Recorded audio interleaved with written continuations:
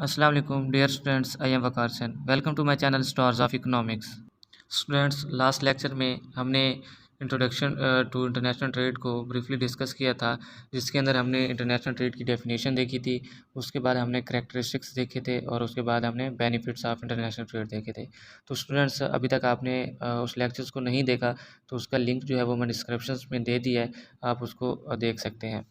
तो आज का जो हमारा लेक्चर है वो है स्कोप ऑफ इंटरनेशनल ट्रेड, यानी इंटरनेशनल ट्रेड के स्कोप क्या है या इसकी अहमियत क्या है. तो there are following scope of international trade. उसके अंदर फर्स्ट ऑफ ऑल आता है इंटरनेशनल ट्रेड. तो स्टूडेंट्स, इंटरनेशनल ट्रेड खुद स्कोप कैसे है, तो इसको मैं आपको बताता हूँ कि इंटरनेशनल ट्रेड जो है वो includes importing and exporting goods and services among different countries of the world. It also include transferring intellectual property such as copyrights, patents, and trademarks etc. Students, international trade के अंदर हम लोग क्या करते थे, जो हमारे पास एक्सपोर्ट और इंपोर्ट थी गुड्स एंड सर्विस की, वो हम किसके दरमियान करते थे, डिफरेंट कंट्रीज़ के दरमियान. तो ये है इंटरनेशनल ट्रेड की वजह से ही हम लोग जो अपनी इंपोर्ट या एक्सपोर्ट डिफरेंट कंट्रीज़ की तरफ करते हैं, तो वो हमारे पास क्या होता है, इंटरनेशनल ट्रेड होता है. तो इसमें एक और चीज़ उसने बताई है कि it also include transferring intellectual properties such as copyright and patents and trademark. तो स्टूडेंट्स, इसमें ये है कि जैसे हमारे पास एक नाइकी की कंपनी है, उसने बिलफर्ज पाकिस्तान ने उससे कहा है कि आप हमें उसके कॉपीराइट्स दे दें ताकि हम लोग उसकी अपने मुल्क के अंदर प्रोडक्शंस करें, और उसका जो आपको फ़ायदा ये होगा कि जो उसमें जो हम आप लोगों को उस पे प्रॉफ़िट देंगे. तो एक मैक्सिमम या एक ख़ास परसेंटेज जो है वो उसकी प्रॉफ़िट की मुतय्यन की जाती है. जो बाहर की कंपनीज़ हैं वो पाकिस्तान को ये इजाज़त देती हैं कि आप जो है हमारे प्रोडक्ट्स का नेम जो है वो यूज़ कर सकते हैं, उसके बदले में आप हमें इतनी अमाउंट पे करेंगे. स्टूडेंट्स, नेक्स्ट जो हमारे पास है वो है foreign direct investment. It is an other area of international trade is establishing production center in foreign countries by making a direct investment. It referred to a foreign direct investment. तो ये क्या है students, इसमें क्या कहते हैं कि एक एरिया ऑफ इंटरनेशनल ट्रेड है जो एस्टेब्लिशिंग करता है production centre in foreign countries, यानी दूसरे ममालिक के जो प्रोडक्शन सेंटर होते हैं उस पर इस्टेब्लिश होता है by making a direct investment, यानी उसके अंदर एक डायरेक्ट इन्वेस्टमेंट करके जो है वो प्रोडक्शन सेंटर को इंक्रीज़ करता है.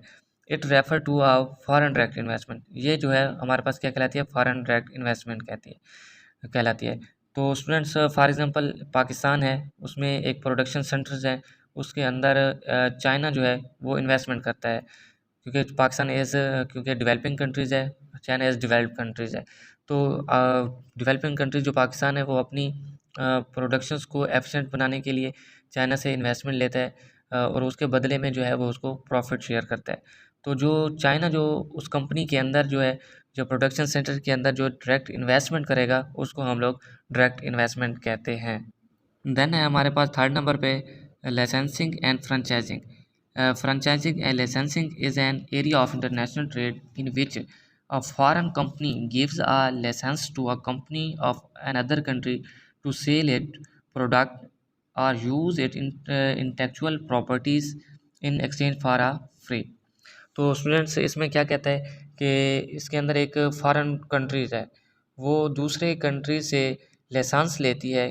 किस चीज़ के बदले में, वो अपने प्रोडक्ट को सेल करने के लिए दूसरे कंट्री से लाइसेंस लेती है, यानी उससे इजाज़तनामा मांगती है कि हमें जो है हमें अपना प्रोडक्ट जो है वो अपने कंट्रीज़ के अंदर सेल करने की इजाज़त दी जाए. तो इसकी एग्जांपल है जैसे कोका कोला है, पेप्सी है. तो स्टूडेंट्स, इसमें कोका कोला जो है वो एक फॉरेन कंट्रीज़ की जो है कंपनीज़ है, वो क्या कहती है कि उसने पाकिस्तान के अंदर लाइसेंस लिया हुआ है कि आप हमारे प्रोडक्ट को सेल करें. यही वजह है कि अब जैसे टिकटॉक है, टिकटॉक को जो है इंडिया के अंदर उसने लाइसेंस नहीं दिया टिकटॉक वालों को, तो टिकटॉक जो है वहाँ पे बैन है, मतलब कि उस कंट्रीज़ ने दूसरे कंट्रीज़ को लाइसेंस नहीं दिया. इसी तरीके से पाकिस्तान ने दिया हुआ है, जहाँ पे टिकटॉक भी चलती है और बहुत मशहूर चल रही है. तो उसकी वजह यह है कि उसने लाइसेंस दिया हुआ है. और इसी तरीके से जो फ्रेंचाइज़ीज़ होती हैं, जब एक लाइसेंस दे देता है कंट्री तो फिर वो अपनी जो है फ्रेंचाइज़ीज़ वहाँ पे पैदा करना शुरू कर देते हैं. तो ये भी किसकी वजह से होता है, ये एक इंटरनेशनल ट्रेड की वजह से ही होता है. नेक्स्ट है हमारे पास ज्वाइंट वेंचर्स। ज्वाइंट वेंचर्स क्या है? Joint ventures are one more sphere of international trade. Sometime companies instead of going directly to the foreign market go for joint ventures with local companies of the foreign countries. Students, joint ventures क्या है कि ये एक area of international trade है। बाज़ औक़ात companies क्या करती हैं कि वो जो कि दूसरे फॉरेन कंट्रीज़ की डायरेक्ट इन्वेस्टमेंट मार्केट है या जहाँ पे फॉरेन मार्केट है, जहाँ पे goods and sales buy and sales होती हैं, तो उसके अंदर नहीं जाते, बल्कि क्या करते हैं, for joint ventures with local companies of the foreign countries, यानी उस कंट्रीज़ के अंदर जो दूसरी लोकल कंपनीज हैं उससे चीज़ें जो है वो परचेज़ या सेल कर देते हैं।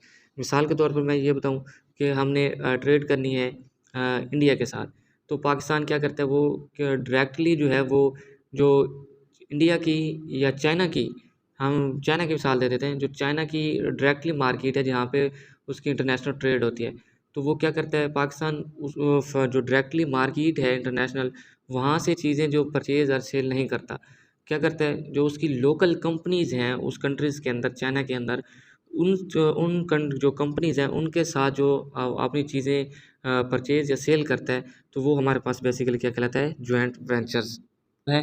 Contract manufacturing and outsourcing contract, ये क्या होते हैं? Students, in countries where labour cost is high, companies resort to contract manufacturing और outsourcing. They inter into international manufacturer contract or outsourcing contract with companies in other countries where labor cost is low। Students, इसमें ये कहता है कि जो contract होता है manufacturing या आउटसोर्सिंग का, वो तब्दील कर दिया जाता है। क्यों? जिस कंट्रीज़ के अंदर जो है लेबर कॉस्ट हाई होती है, वो क्या करती है कंट्रीज़, वो जो लेबर है, जो हाई कास्ट आ रही है उसको हटा देती है, और दूसरे कंट्रीज़ की जो लेबर कास्ट जहाँ पे लो है, यानी उस कंट्रीज़ की जो लेबर है उसको लो वेजेस मिल रही हैं, तो वो क्या करती है, उस कंट्रीज़ की लेबर को अपनी कंपनी के अंदर हायर कर देती है, ताकि हमें उनको लो वेज प्रोवाइड कर सकें। लो वेज प्रोवाइड करके हम ज़्यादा प्रॉफिट अर्न कर सकें। मैं यहाँ पे आपको मिसाल दूँ, मिसाल के तौर पर एक फॉरेन कंट्रीज़ है, वो पाकिस्तान के अंदर अपना जो है वो कारोबार शुरू किया हुआ है। उसने पहले पाकिस्तान की लेबर यूज़ की है, उसने पाकिस्तान के पर यूनिट लेबर को उसने 500 रुपये दिए थे, देती है। तो अगर वो, क्योंकि यहाँ पे उसकी जो लेबर कास्ट है वो हाई आ रही है, इसी मुकाबले के अंदर जो श्रीलंका की लेबर है वो चीपली है, वहाँ पे जो है उसको हायर कर देती है, क्योंकि वहाँ पे जो प्रोडक्शन है वहाँ पे उसकी लेबर कास्ट जो है वो लो आ रही है। तो वो क्या करती है, वो श्रीलंका से अपनी लेबर जो है वो मंगवा कर पाकिस्तान में हायर कर देती है। यहाँ पे वो उसको देती है 400 रुपीज़, यानी पाकिस्तान की लेबर को जो पर यूनिट लेबर है उसको कितना दे रही थी, 500 रुपीज़, जबकि उसने श्रीलंका की जो लेबर को दिया है वो 400 रुपीज़ दिए हैं। तो जो 100 रुपये उसको इजाफी बचे हैं वो उसका प्रॉफिट है। तो ये होता है हमारे पास बेसिकली कॉन्ट्रैक्ट मैन्युफैक्चरिंग या आउटसोर्सिंग कॉन्ट्रैक्ट। यानी आपका मतलब ये है कि किसी एक कंट्री के अंदर वो उसको लेबर कास्ट हाई पड़ रही है, तो वो उस लेबर के साथ जो कॉन्ट्रैक्ट किया था उस कंट्री के साथ, जैसे जो पाकिस्तान की लेबर के साथ कॉन्ट्रैक्ट किया था, वो उसको रिसोर्स कर देती है, यानी उसको कैंसिल करके दूसरे बाहर के ममालिक के जो सोर्सेज हैं उसको अप्लाई कर देती है। स्टूडेंट्स, ये था हमारे पास आज का लेक्चर, जिसमें हमने स्कोप ऑफ इंटरनेशनल को ब्रीफली डिस्कस किया है। इसमें भी अगर आपको कोई क्वेश्चंस है तो आप कमेंट बॉक्स में पूछ सकते हैं। अभी तक आपने हमारे चैनल को सब्सक्राइब नहीं किया तो आप हमारे चैनल को सब्सक्राइब करें, बेल आइकन भी प्रेस करें और दूसरे दोस्तों तक भी शेयर करें, ताकि आप लोगों को जब आप हमारे चैनल को सब्सक्राइब कर लेंगे तो जब हम न्यू लेक्चर इसका अपलोड करेंगे तो उसका नोटिफिकेशन आपको ईज़िली मिल जाएगा। Thank you. अल्लाह हाफिज़।